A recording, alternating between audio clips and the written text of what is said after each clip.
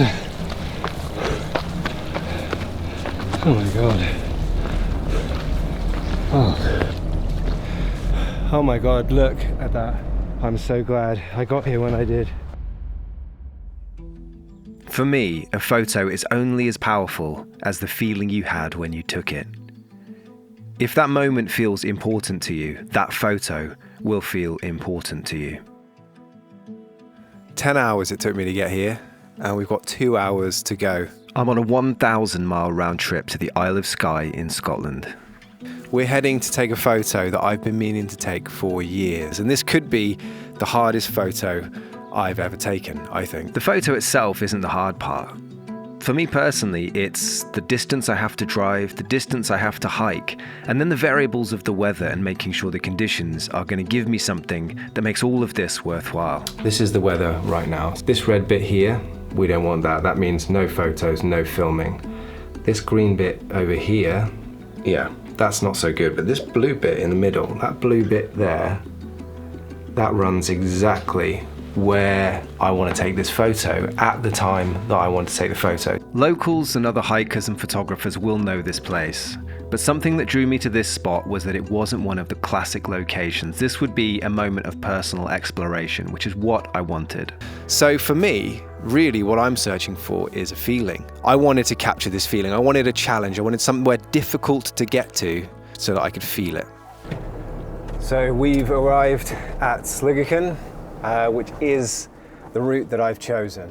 I could have gone from Elgol and followed the trail along the coast, tackled a bad step, and then follow through the bay and then up to the top this way. Or I could have gone from Kilmary across this way, which would have been a good option, and I nearly went this way.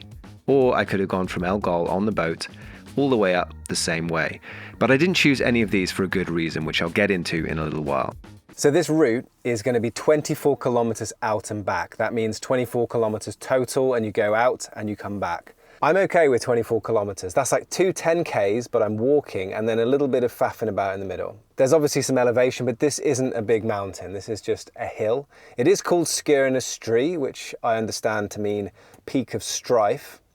But that's probably just to scare people off. We'll see. If you were to decide to leave this video early, you should know that everything I just said is not true. This route is to be respected. You see, while I'm very familiar with much longer distances than this, and I'm also very familiar with heavy backpacks, I realise now that I'd never really put the two things together. There was also something else I didn't factor in, which is just simply time on my feet.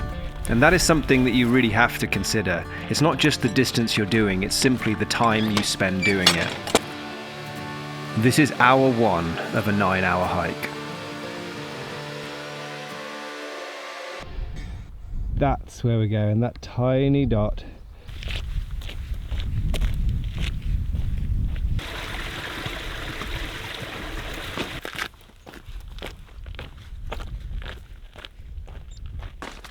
So the goal here, I want to come away from this with a photo that I can put on the wall at home, and every time I look at it, I'll just remember this hike. I will remember this trip up here. As people, you know, come and go from our house, some of them might ask about it, and I'll just be like, yeah, it's this time that I did exactly what I'm doing in this video. This part of the trail is very clearly marked, and you can almost see your end destination. It almost leads you into a false sense of security. It's funny, when I first planned this trip years and years ago, I thought the distance was going to be an issue. Since then, I've ran 2 ultra marathons and like a marathon the other day. It wasn't an event, it was just like with someone. It's amazing how much you change slowly over time.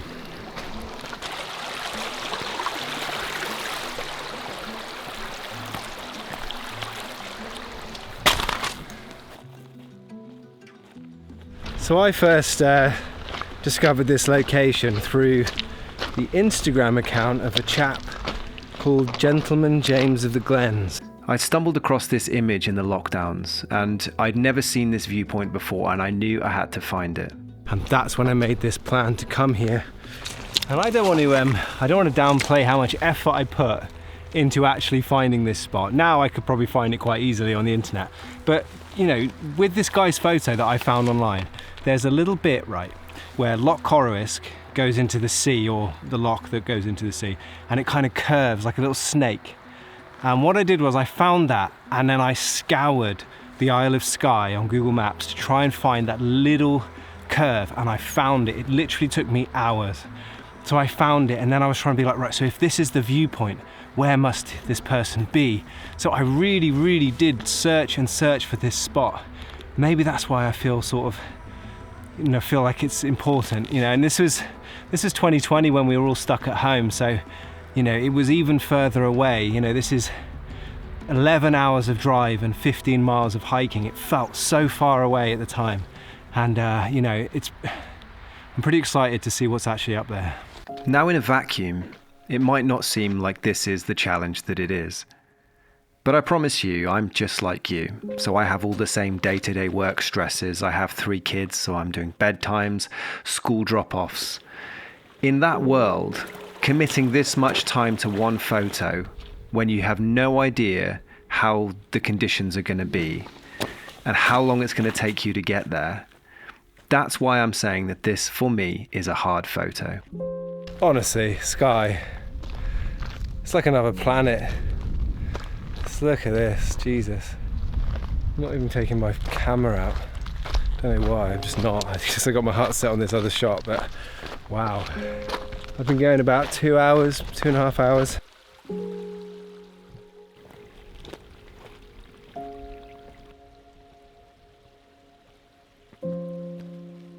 That's where we started. The blue one's where we are, and this one down here is where we want to be.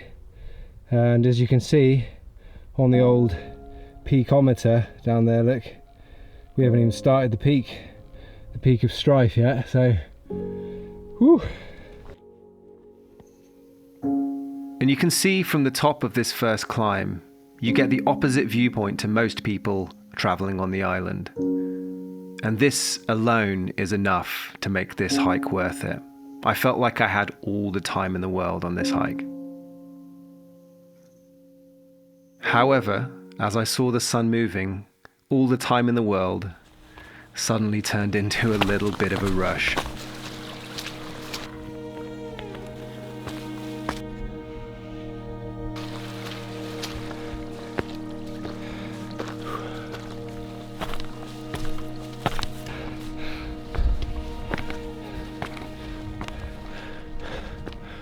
Okay, over the other side as fast as I can. Oh, wow.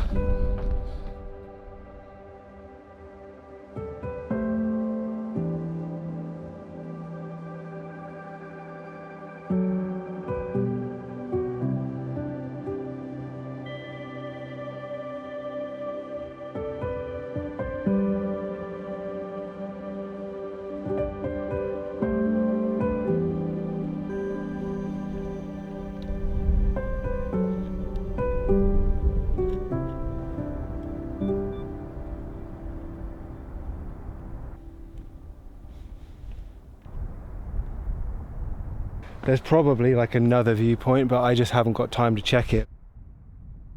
Oh my word. I'm so glad I got here when I did.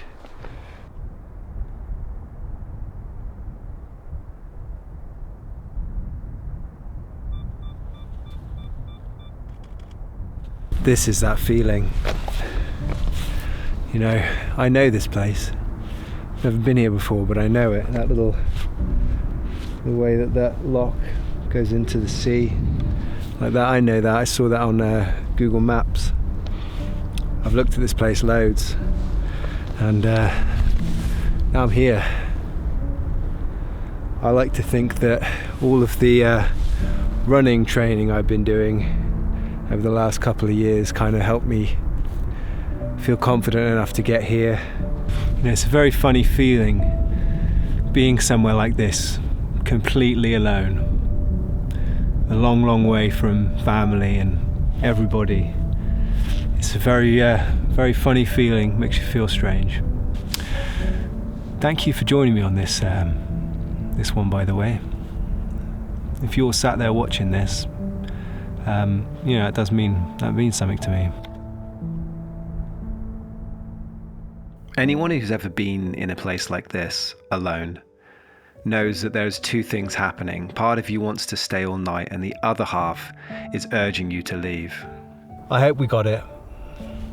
I got that feeling, and I got this video. That's what's important to me. I feel incredibly privileged that lots of things came together to enable me to spend my evening here. This place is otherworldly, and if my mission was to find a feeling, I definitely found that. But let's get to the van, take a look at these shots, because I want to show you and I want to see what we got. It's impossible for me to tell from up here really, but what a beautiful evening and what a beautiful location. This might sound crazy, especially considering the distance, but when I leave a place like this, I always like to leave plenty to come back for. And as the sun goes down, with 2.5, 3 hours back to my van where I'd be sleeping that night, this is where the hard work really started. This hike back took me by surprise. I desperately wanted to get back to the van and check my photos, but as you'll see, things didn't quite go according to plan.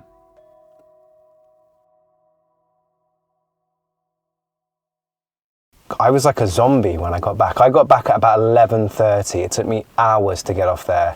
I kept losing the trail. My mind was just warped. Maybe I was dehydrated, I don't know. But now I'm feeling human, and I'm going to go through some of the photos that I took. So I'm going to do this a bit differently to how I usually do it. I'm just going to show you the photos pretty much straight out of camera in Lightroom. And if I edit these up, I'll put them at the end of the video, but let's just take a look at what I took. I took 200 photos. I've got 200 photos on here. Some of those are like triple exposures, but these are the shots that I really, really like. Okay, so first up here, this was me taking it on the way there. So I really like, I think that records the whole thing. I like this photo. I've edited it up a little bit.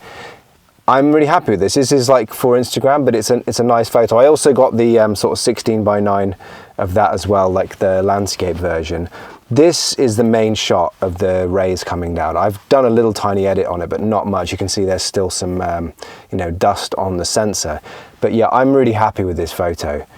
I love the way the light hits the hill here and these edges, these kind of, I don't know what rock that is that basalt rock or something, but I love the way it hits that, and I love how different this is. I'm very lucky to get these rays coming through, even though it is tricky conditions to shoot in because you've got so much contrast. I think that's quite a unique look, and it's really interesting. Then here, this is just, again, straight out of camera on my 35, shooting out to sea. I'd probably get rid of this at the bottom here, but I just love it. It just feels nice the way the clouds are up here, kind of contrasts with the water here. If I was to tidy that up, there's a lot of niceness in this. Then here, this is like, again, 35. I like how we've got up here this ridge, and the way that the clouds look up here is super clear. And the rays coming down on here. It's a strange composition, but there's something I really like about it. Again, it's straight out of camera at the moment. Then here, this is just after the sun went down, and I'm not sure what I can pull out of this. I got quite a few like this, but I just wanted to show you just after the sun went down when the rays have gone. I wish I could have stayed for a bit longer because the sky was beautiful. You can see it on the hike back if I put these videos up again. I just had zero energy, and I'm actually glad I didn't stay any longer because I was a zombie by the time I got home. And then here, this is from the drone. I really like this shot. This might be the shot that I keep because, as I said, this was all about the feeling, the memory of going to this place that I'd researched and kind of, I don't know what the word is, but I'd made it more than it probably is. This to me is a nice memory, and it captures the grandness of it. Those other photos, because it's so wide, it doesn't quite capture the grandness of this location. But again, these are a bit noisy. I can probably fix some of that. I've put them through a thing, but I might put them through more software to try and get rid of some of that noise. But anyway, those are the photos I took. I took 200, and I haven't really had a chance to go through them properly. But I kind of want to do this a bit differently and go through them with you, doing it like this, because this is part of the fun. This is part of the experience of being up there and actually looking through them. The interesting thing is though, okay, these aren't the shots. These are some shots, but these aren't the shots. there's a reason why I didn't go up on the boat. There's a reason I took the route that I did, is because the route I took, I can take in the winter, because the shot I want is snow on the mountains, and I want the sunrise where instead of the sun going down behind the mountains, the sun's coming up behind me and those mountains will glow orange. That's the shot I want. The trouble is, it's not sensible to do a hike like that for the first time in the dark.